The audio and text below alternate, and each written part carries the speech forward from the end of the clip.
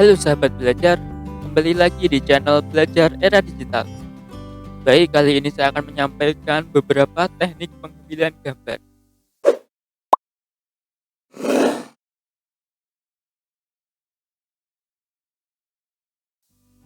Yang pertama adalah extreme long shot. Teknik ini mencakup area yang sangat luas dan memasukkan objek-objek di sekitar subjek utama. Biasanya, subjek utama terlihat agak kecil. Teknik ini banyak digunakan untuk foto prewedding dengan memperlihatkan pemandangan di sekitarnya. Yang kedua adalah long shot, menggunakan area yang memperlihatkan seluruh tubuh subjek tanpa terpotong frame. Teknik ini fokus pada subjek dengan segala ekspresi dan kegiatannya tanpa ada bagian tubuh yang terpotong. Medium long shot. Teknik ini hampir mirip dengan long shot, tetapi batas pengambilan gambar biasanya mulai lutut hingga kepala. Ruang yang diambil lebih sedikit dari teknik long shot. Yang keempat adalah medium shot.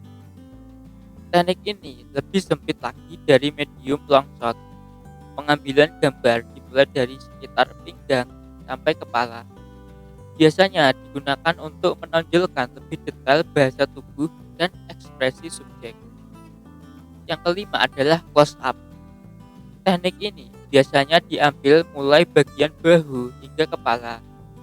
Teknik ini untuk memperlihatkan detail ekspresi dan mimik seseorang.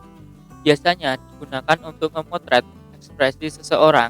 Misalnya juga memperlihatkan kerutan wajah pada subjek agar terlihat dramatis.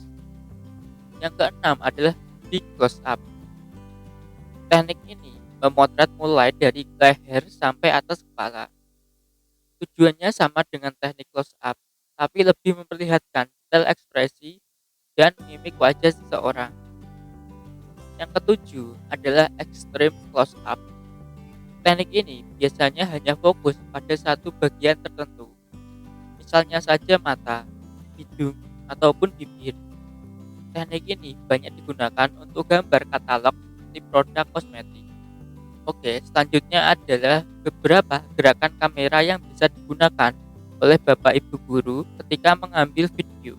Yang pertama adalah tilt up dan tilt down. Tilt up menggerakkan kamera dari bawah ke atas. Tilt down menggerakkan kamera dari atas ke bawah. Selanjutnya adalah pan right dan pan left. Pan right menggerakkan kamera dari tengah ke kanan, sedangkan pan left menggerakkan kamera dari tengah ke kiri. Selanjutnya, kita perlu mengetahui segitiga exposure dalam pengambilan gambar. Untuk segitiga exposure memiliki 3 elemen dasar, yaitu ada aperture, shutter speed, dan ISO.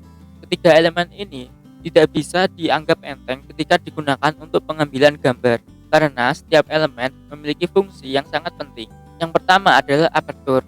Aperture merupakan seberapa banyak cahaya yang masuk melalui lensa. Hal ini akan sangat berpengaruh terhadap efek kedalaman ataupun bokeh. Ketika kita mengatur aperture ke angka rendah seperti f4 ke bawah, maka hasil yang didapatkan akan menjadi lebih bokeh dengan fokus utama pada objek dan background yang blur. F yang dimaksud ini adalah f-stop.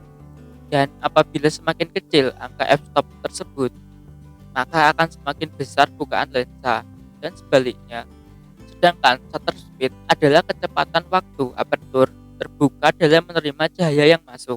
Untuk shutter speed akan sangat berpengaruh dalam sebuah motion blur ataupun ketajaman. Lalu untuk shutter speed sendiri mengatur durasi bukaan jendela sensor ketika menerima paparan cahaya sebelum menutup kembali. Semakin lama shutter speed terbuka, maka semakin banyak intensitas cahaya masuk ke dalam film ataupun sensor, sehingga menghasilkan foto lebih terang. Shutter speed diukur dengan satuan S atau second. Dan yang terakhir adalah ISO. ISO di sini merupakan tingkat sensitivitas sensor kamera. ISO adalah sensitivitas sensor kamera terhadap cahaya.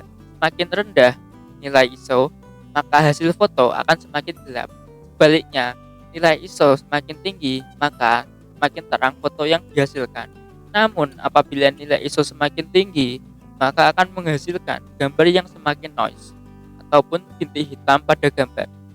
Sedangkan semakin rendah nilai ISO, maka akan semakin jernih foto tersebut. Maka dari itu, Bapak Ibu guru perlu yang namanya latihan ataupun praktek dalam mengoperasikan segitiga exposure ini di dalam kamera. Untuk lebih jelasnya, silahkan kunjungi website Canon. Saya akan cantumkan link di video ini. Jadi Bapak Ibu guru bisa mencoba sendiri di website tersebut, mulai dari mengatur aperture, shutter speed, maupun ISO. Baik demikian, materi teknik pengambilan gambar. Semoga bermanfaat dan jangan lupa menyimak workshop nasional editing video profesional untuk YouTuber guru era digital yang akan dilaksanakan hari ini pukul 4 sore di channel Belajar Era Digital. Semoga bermanfaat dan terima kasih.